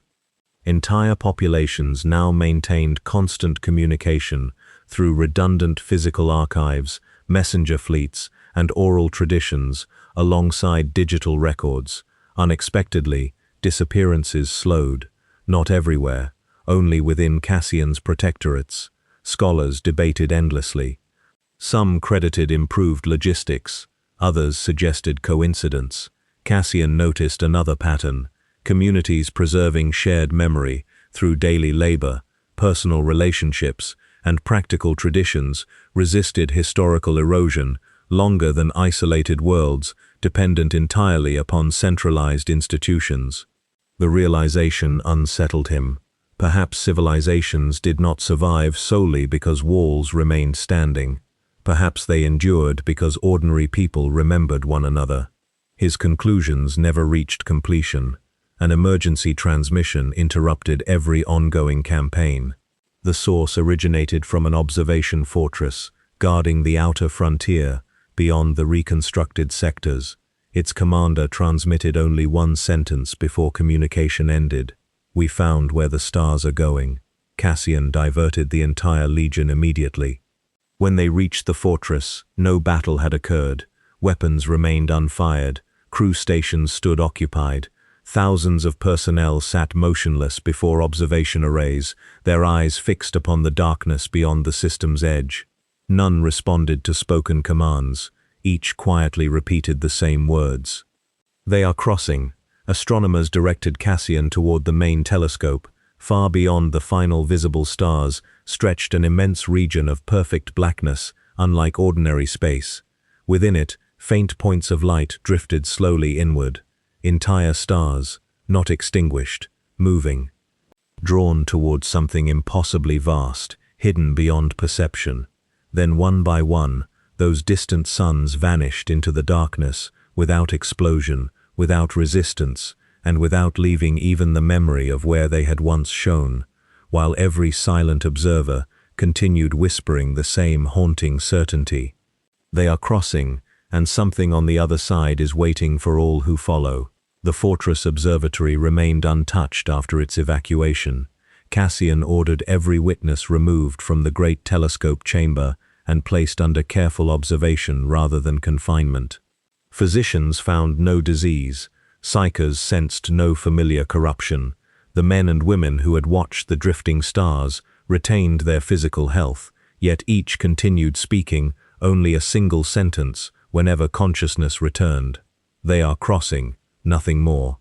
No interrogation altered their condition. No technology explained it. The observation records proved equally disturbing. Days of uninterrupted stellar measurements confirmed the impossible.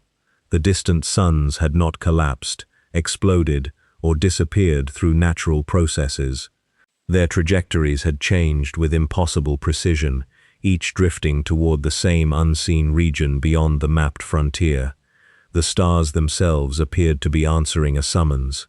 Cassian transmitted every discovery to Terra. The Emperor's response arrived within hours. Return. No explanation accompanied the command. No strategic instruction followed. Only a summons carrying unquestionable authority. The 21st Legion altered course immediately. During the long voyage home, the silence aboard the fleet deepened. Officers accustomed to discussing campaigns now spent entire shifts studying astronomical charts, whose blank spaces grew larger with every update. Veterans who had crossed countless battlefields admitted that they no longer feared dying as much as being forgotten before death ever came. Cassian walked the decks alone. He spoke with engineers maintaining ancient reactors, medics tending exhausted crews, navigators watching uncertain warp currents, and ordinary legionaries sharpening worn blades despite knowing steel could not strike the darkness consuming memory. He listened more than he answered.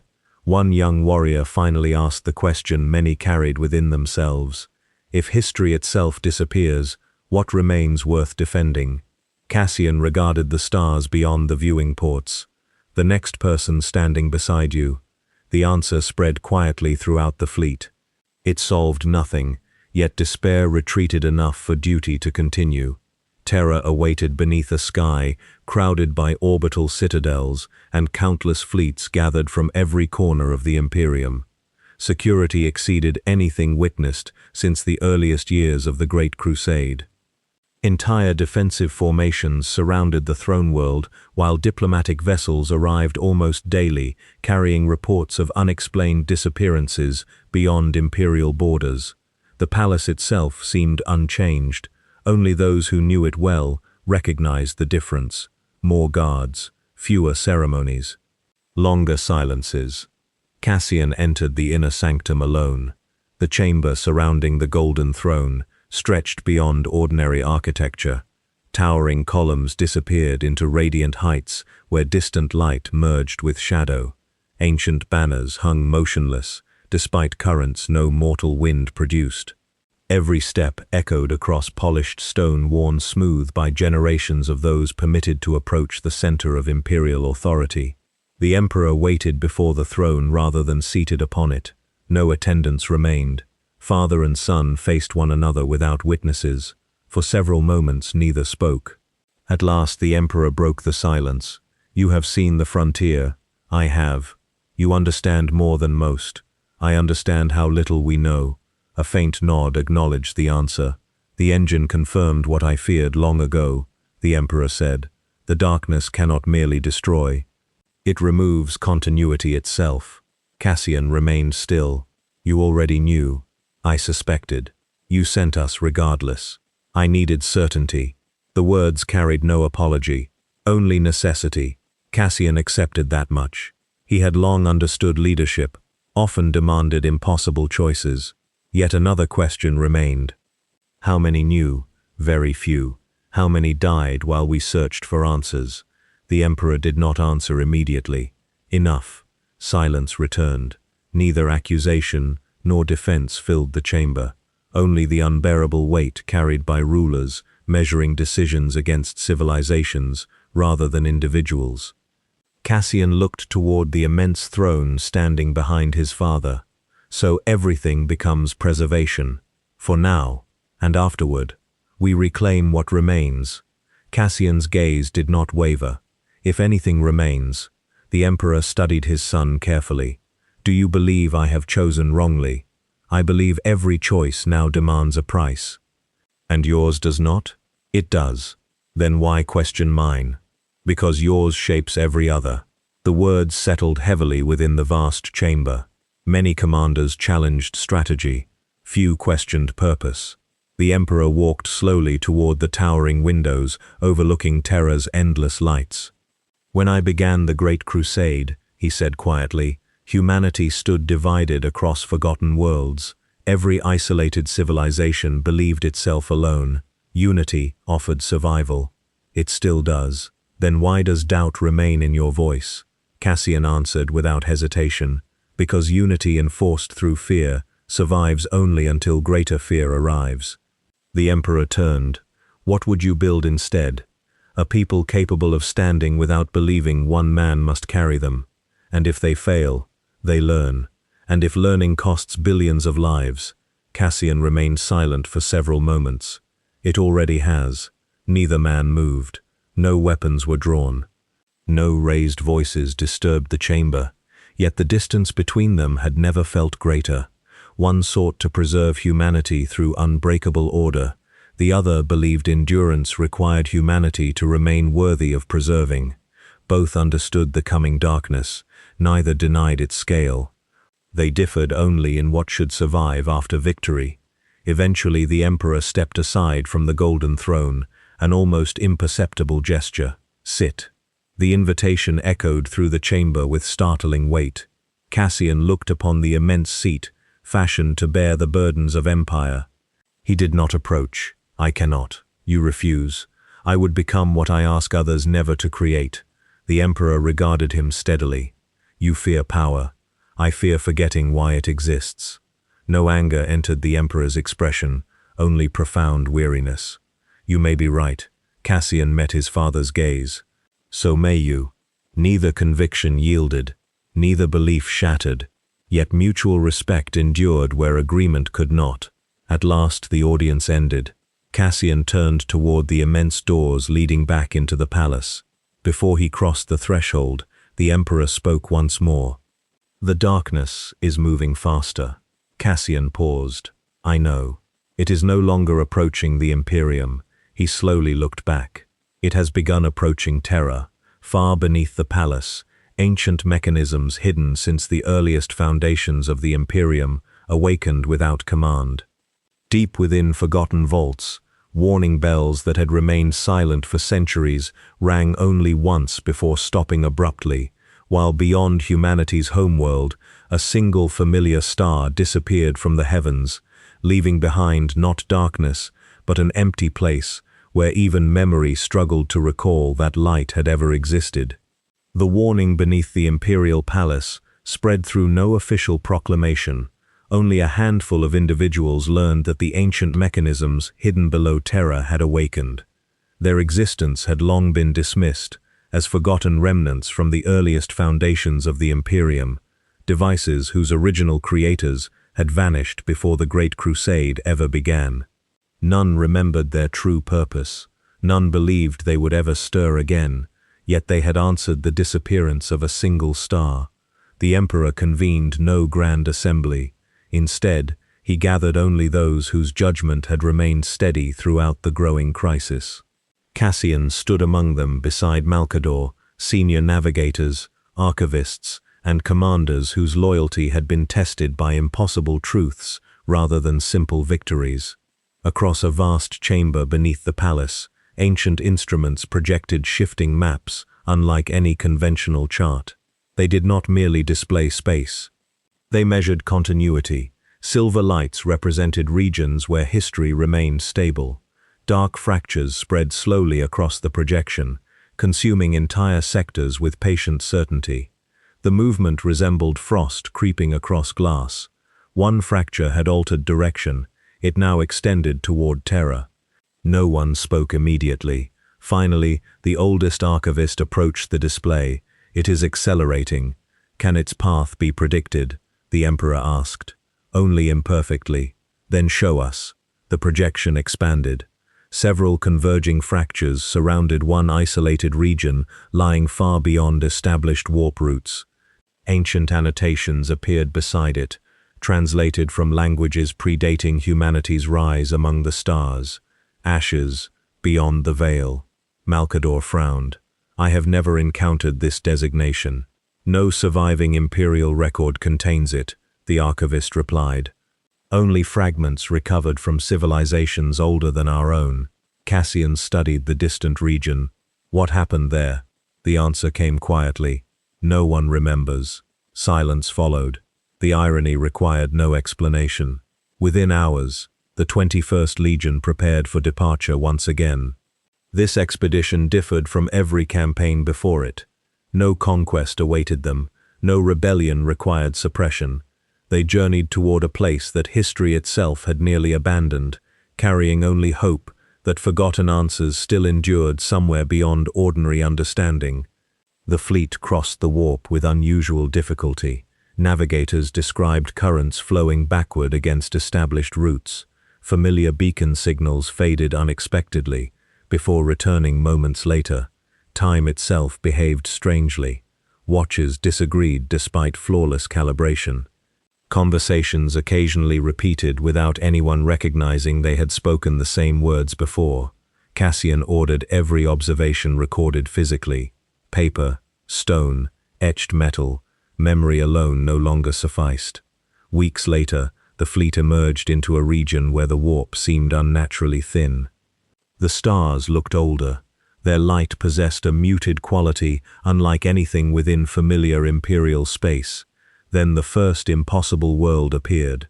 Its cities remained standing. Millions of towers stretched across continents, untouched by visible war. Bridges linked mountain ranges through impossible engineering. Vast fields still bore signs of careful cultivation. No movement disturbed them. Orbital scans detected breathable air, functional power grids, stable climate systems. Everything necessary for civilization remained, except civilization itself. Landing parties descended cautiously.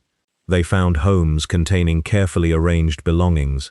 Public squares displayed statues honoring unknown figures whose names had been worn smooth by neither weather nor deliberate destruction. Libraries stretched for kilometers beneath crystal domes. Every book contained blank pages. Not damaged, empty, entire histories had been removed without harming the paper itself. The scholars worked tirelessly. No explanation emerged. Then a legionary discovered footprints, fresh, human. The expedition followed them across silent streets, toward the outskirts of the abandoned capital. There, beside a river flowing beneath silver trees, stood an elderly man tending a small garden. He neither fled nor expressed surprise. Instead, he calmly continued planting seeds until Cassian approached. "You have come late," the old man said. Cassian regarded the endless empty city surrounding them. "Who are you? I no longer remember. What happened here?" The old man looked toward the distant skyline. "We survived. Where is everyone?" "They left." "Where?" A long silence followed. Finally, the old man shook his head. "I cannot remember that either." The scholars questioned him for hours. Fragments emerged. Once, the world had belonged to a vast alliance spanning hundreds of neighboring systems. They had mastered sciences beyond current imperial understanding. Disease vanished. Hunger disappeared. Lifespans lengthened dramatically. Then the stars began fading. Entire neighboring worlds ceased existing, not destroyed, forgotten. The Alliance abandoned resistance and instead sought refuge beyond ordinary warp space, believing another path through reality might escape the advancing darkness. Most departed. A few remained. Why? The old man smiled sadly. Someone had to remember we existed. Cassian looked around the silent city. You have been alone. I believe so. For how long? I cannot remember. The answer carried no despair, only acceptance. Further exploration revealed additional survivors scattered across neighboring worlds. A woman maintaining an observatory whose telescopes no longer pointed toward existing constellations. Children preserving songs in languages whose meanings had vanished. A blind sculptor carving faces he insisted belonged to friends no one else recalled. Each survivor guarded some fragment of forgotten civilization. None possessed complete memory. Together they resembled living archives, slowly eroding with time. One evening, the observatory woman summoned Cassian urgently. Beyond the silver stars, an impossible phenomenon had appeared. A vast procession moved across the darkness. Not fleets, entire worlds. Dozens of inhabited planets drifted silently through empty space without suns to anchor them. Ancient engines larger than continents propelled them toward an unseen destination beyond visible reality. The lost alliance had not perished. It had fled. Cassian watched in astonishment. Can we reach them? The woman lowered her eyes. They are no longer here. They stand before us. They crossed long ago. He frowned. They are still moving. Only the memory of their journey remains. The realization settled heavily upon every witness. They observed echoes. Not living worlds. History itself lingering briefly before final disappearance. One by one, the drifting planets faded into transparent silhouettes before dissolving completely. No explosion marked their passing, only absence. The old gardener joined Cassian beneath the fading heavens. They believed survival required leaving everything behind. Did they succeed? The man considered the question carefully. I no longer remember whether they were escaping. His tired eyes followed the final disappearing world, or whether something was patiently leading them. Far beyond the last fading echo, where even ancient starlight failed to reach, a single immense shape slowly altered its course toward the Imperium, while every surviving fragment of the forgotten civilization began crumbling into pale ash that scattered across the silent worlds, as though the memories preserving them had finally reached their end. The ash settled across the abandoned worlds without wind. It covered silent streets, empty observatories, forgotten gardens, and the worn hands of the last survivors who had remained only so memory itself might endure a little longer. One by one, those lonely guardians dissolved into the same pale dust, not with pain or resistance, but with quiet acceptance, as though the purpose sustaining them had finally reached its end. Cassian knelt beside the old gardener. Only scattered ash remained where moments earlier a living man had stood. No bones, no body, only the imprint of knees upon the soil. He gathered a handful of the pale dust and sealed it within a plain iron vessel. No monument could preserve these people. Perhaps remembrance could. The expedition departed soon afterward. Behind them, the abandoned systems slowly dimmed until their stars blended once more into the vastness beyond the warp. Every physical archive collected from the forgotten civilization occupied entire cargo decks. Most contained fragments rather than complete knowledge, yet Cassian insisted nothing be discarded. Broken truths, he told his officers, still weigh more than comfortable lies. The return journey should have taken months. Instead, the warp behaved unlike anything experienced before. Currents parted around the fleet. Navigators described invisible pathways opening where none had existed. Distances collapsed without explanation, entire stretches of unstable space yielded before the advancing vessels, almost as though something beyond ordinary perception had chosen not to hinder their passage. Several astropaths became deeply unsettled. "It feels," one whispered, "as though we are expected." No answer eased their concern. When the fleet finally emerged into Imperial territory, unsettling reports awaited them. Across dozens of distant worlds, people had begun sharing identical dreams. They spoke of a silent warrior standing beneath a black sun. He carried no crown, accepted no throne, raised no armies. Yet wherever he walked, impossible darkness retreated before him. The descriptions reached astonishing precision, despite originating from isolated systems separated by thousands of light years. None of those dreamers had ever seen Cassian. Some worlds built shrines overnight. Others abandoned long-established traditions, claiming a greater protector had revealed himself through visions. Frontier soldiers painted simple black circles upon fortress walls before battle. Miners whispered silent prayers before descending into dangerous tunnels. The movement spread faster than any organized faith. Cassian ordered every report confirmed. The results troubled him. No priest directed the phenomenon. No cult orchestrated it. The belief emerged naturally. People who had never met one another dreamed identical images before awakening with unwavering conviction. They called him the Unbowed. The title reached terror before the fleet itself. The Emperor received the news without visible surprise. Malcador, however, recognized the danger immediately. He has done everything possible to prevent this. "Which is precisely why it grows," the Emperor replied. Cassian entered the palace within hours of arrival. He requested no audience. The Emperor summoned him regardless. "You have heard. I have. What will you do?" "They are mistaken. They believe otherwise." Cassian's expression remained unchanged. "Then I will tell them." Permission was granted. The Primarch traveled personally to the first frontier world, where the visions had begun. Thousands gathered before the landing fields. No military parade awaited him, only ordinary people, workers, farmers, children, veterans carrying scars from campaigns the 21st Legion had once fought beside them. As Cassian stepped forward, countless voices fell silent. An elderly woman approached, carrying a carefully carved statue depicting his likeness. She placed it gently at his feet. "We remembered," she whispered. Cassian lifted the wooden figure. For several moments he studied the careful craftsmanship. Then he carried it toward a nearby forge. Without anger, without spectacle, he placed the carving into the flames. The crowd gasped.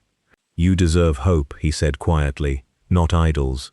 Confusion spread. A young soldier stepped forward. "But you saved us. I fought beside you. You stood when no one else could. So must you." Another voice rose. "The dreams called you our guardian." Cassian looked across the gathered multitude. "If you believe I alone can protect humanity, then humanity has already lost." No speeches followed. No blessings. He departed before sunset. Yet reports arriving weeks later proved the movement had not diminished. It had changed. People no longer carved statues. Instead, they repeated his words. Communities began teaching children that no single individual should become greater than duty itself. Local militias trained without waiting for distant rescue. Entire frontier settlements abandoned elaborate ceremonies honoring heroes and instead celebrated acts of shared courage. Cassian had rejected worship. His rejection became doctrine. Malcador read the reports with growing concern. "They are turning his refusal into belief," the Emperor answered quietly. "An idea cannot command itself to disappear." Far beyond imperial borders, another consequence unfolded. The ancient presence imprisoned beneath the engine stirred again. Across forgotten dimensions where memory and thought intertwined, immense intelligences observed humanity's transformation. They had long fed upon devotion, certainty, and unquestioning surrender. Civilizations rising throughout eternity eventually offered themselves willingly through fear or desperate hope. Cassian represented something different. He inspired resistance without demanding obedience, faith without submission, resolve without dependence. Such a paradox had never existed before. The unseen powers attempted to reach him. Dreams crossed impossible distances. Voices whispered promises beyond imagination. Power enough to preserve every world. Knowledge hidden before the birth of stars. Immortality without corruption. Each vision ended identically. Cassian turned away, not because temptation lacked greatness, because accepting it required others to kneel. The refusals echoed across realities beyond mortal understanding. Something ancient recoiled, something else grew curious.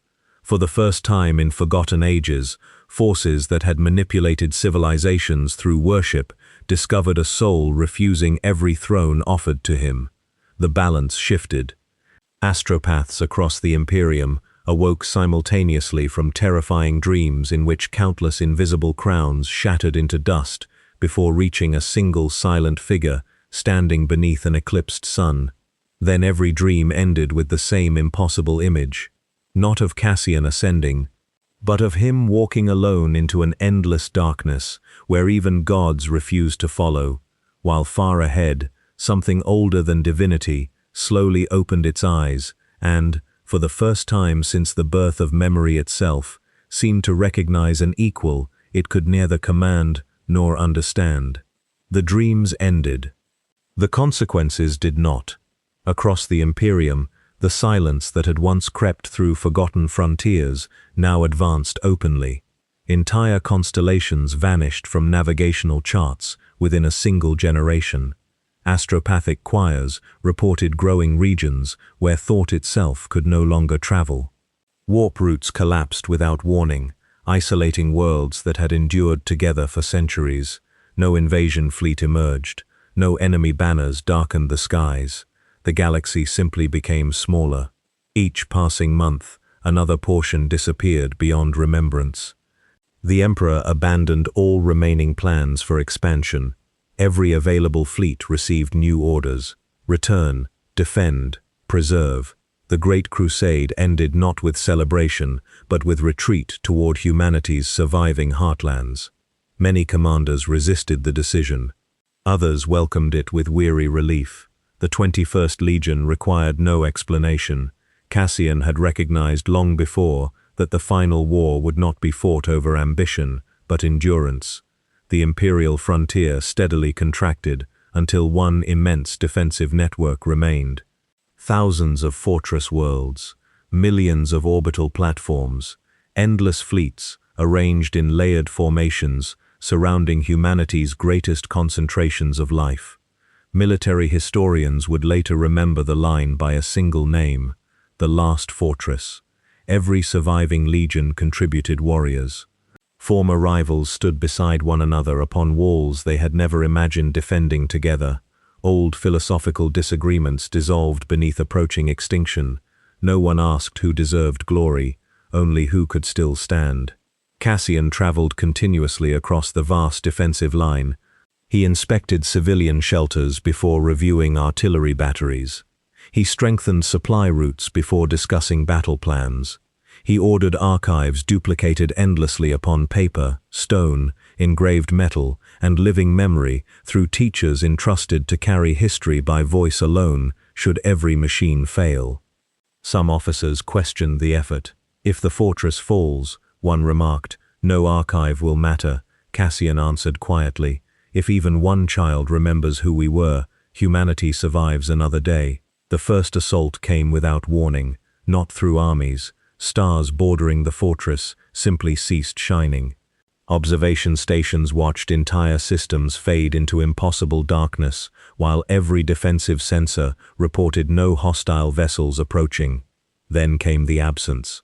A vast tide invisible to ordinary sight crossed into Imperial space. Where it passed, history unraveled. Fortress worlds forgot neighboring allies.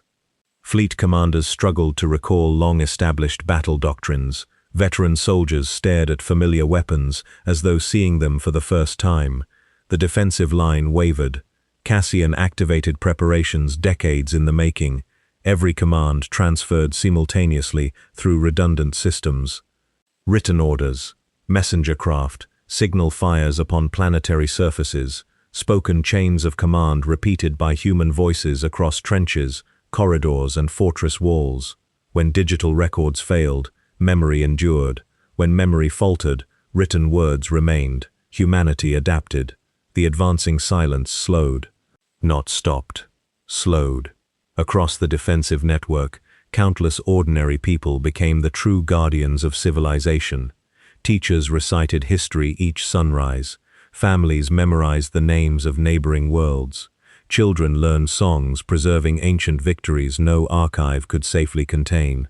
The enemy discovered something unexpected. A civilization shared through living hearts, resisted erasure longer than one, stored only within machines. The Emperor coordinated fleets from Terra. Malcador directed archives spanning thousands of systems. Cassian moved wherever the line threatened to break. Then the darkness revealed itself, not fully, only enough. Beyond the final frontier appeared an immense shape, larger than planetary systems themselves. It possessed no stable form, sometimes resembling endless eyes, sometimes impossible architecture, sometimes nothing beyond perfect emptiness. Every observer described something different. Every description remained true. The presence never attacked directly, it merely existed. Reality weakened wherever its attention lingered. The Emperor looked upon it through instruments no ordinary mind could endure. "It remembers before creation," he whispered. Cassian stood beside him. "It also forgets." Without another word, he departed Terra. His destination remained known only to a handful of trusted commanders. The frontier, the place where the darkness pressed hardest against the last fortress. His legion followed without hesitation. When they arrived, the defensive line already crumbled beneath relentless absence. Entire regiments vanished from memory while still fighting. Banners became blank cloth. Battlefields forgot the names of those dying upon them. Cassian walked forward alone. No speech inspired the defenders. No impossible weapon blazed within his hands, only the same relentless resolve carried since Caron Vale. The immense presence turned its attention toward him. Every surviving witness felt the universe hesitate. The silence surrounding the battlefield deepened until even heartbeat and breath seemed distant. Cassian continued walking, one step, then another. The advancing darkness slowed, not because it feared him, because something impossible had entered its path, a being refusing every throne, every prayer, every temptation, every certainty through which it had consumed civilizations since forgotten ages. For the first time, the ancient presence confronted a soul offering nothing it could erase, no worship, no dependence, no surrender, only choice. The silence broke, not through sound, through memory. Across the last fortress, forgotten names returned. Soldiers remembered fallen companions. Children recalled songs interrupted moments earlier. Stars hidden behind impossible darkness flickered briefly back into existence. The defensive line held, only for a moment, yet moments mattered. Cassian looked once toward the distant lights of Terra, then beyond them, toward the immeasurable darkness stretching farther than galaxies. He understood what the engine had failed to accomplish. Prisons delayed, walls endured, but eventually someone had to walk beyond them. He removed every symbol identifying rank, laid down every banner carried by the 21st Legion, entrusted command to those remaining. No farewell passed his lips. His warriors understood without words. Some burdens belonged to only one traveler. Cassian stepped beyond the final fortress wall. The darkness opened before him like an endless horizon untouched by stars. He never looked back. The ancient presence withdrew slightly, as though inviting rather than resisting. Together, they disappeared into the immeasurable void beyond humanity's last defense. The stars did not brighten, the war did not end, yet the silence ceased advancing. Across the surviving Imperium, humanity endured another dawn beneath wounded skies. never knowing whether its greatest protector still lived beyond the darkness or had become part of the endless struggle itself, while every child born thereafter learned not to kneel before heroes, but to stand beside one another, because somewhere beyond memory, the unbowed continued walking where no legend, no emperor, and no god had ever dared to tread. No one witnessed what lay beyond the final fortress. The darkness closed behind Cassian without sound, sealing itself like calm water after a stone vanished beneath its surface. Every sensor, tracking his advance, failed simultaneously. Astropathic choirs reached only silence. Even the Emperor, whose perception extended farther than any living soul, found only an immeasurable horizon where certainty dissolved into unknowable distance. Yet the silence did not advance. That single truth became the foundation upon which humanity rebuilt its future. Months passed, then years. The last fortress remained scarred but unbroken. Entire sectors required reconstruction after the long retreat. Countless worlds no longer existed, except within handwritten chronicles preserved by those who had survived. Every surviving archive became sacred, not because law demanded it, but because ordinary people understood how close memory itself had come to extinction. The 21st Legion endured. Its warriors refused monuments. When governors proposed naming fortress worlds after their vanished Primarch, they politely declined. Instead, settlements restored during the Bloodless Crusade retained the names they had always possessed. Cities remembered their own founders rather than replacing them with distant heroes. The lesson Cassian had carried since Caron Vale survived more completely than any statue could. Humanity must never surrender responsibility to legends. The Emperor watched these developments carefully. Many expected him to declare the missing Primarch a martyr or immortal guardian. Such proclamations would have united the Imperium beneath a powerful symbol. He remained silent. Only Malcador understood why. His absence teaches more than his presence ever could, the old regent observed. The Emperor gave a weary nod. He spent his life refusing worship. Even now, especially now, across frontier systems, strange stories nevertheless continued to appear. A patrol, isolated by impossible storms, reported finding fresh footprints leading away from an abandoned bunker moments before rescue arrived. Children exploring forgotten ruins discovered handwritten warnings directing them away from collapsing tunnels that should have claimed their lives. A mining colony trapped beneath seismic collapse survived after workers followed mysterious hammer marks carved through ancient stone, revealing an escape passage no survey had recorded. Every account differed. No witness agreed upon details. Some described a towering warrior clad in worn armor. Others remembered only a silent traveler whose face disappeared from memory almost immediately after he departed. Imperial investigators reached no official conclusion. The reports accumulated regardless. Years became decades. The galaxy slowly healed without ever returning to what it had once been. Several constellations remained forever absent. Trade routes changed. Ancient maps required rewriting. New generations accepted blank regions upon stellar charts as naturally as earlier civilizations had accepted familiar stars. Teachers preserved older knowledge carefully. Each lesson began with names. Parents recited family histories aloud each evening. Libraries copied important works by hand, even when advanced machines could duplicate them more efficiently. Redundancy became culture. Memory became duty, far beyond ordinary space, where the engine beneath eternity continued its endless labor. Another change unfolded. The ancient machine still turned. Its cracked containment rings remained damaged, yet the fracture widened no further. The immense eye beneath the abyss never opened again. When the engine spoke into the surrounding silence, no human ears remained close enough to hear. The burden continues. Whether it addressed Cassian, itself, or the imprisoned darkness, none could know. Within the imperial palace, the Emperor occasionally stood before the vast star map where one small light had always marked Caron Vale. He never removed it. even after every strategic necessity argued otherwise.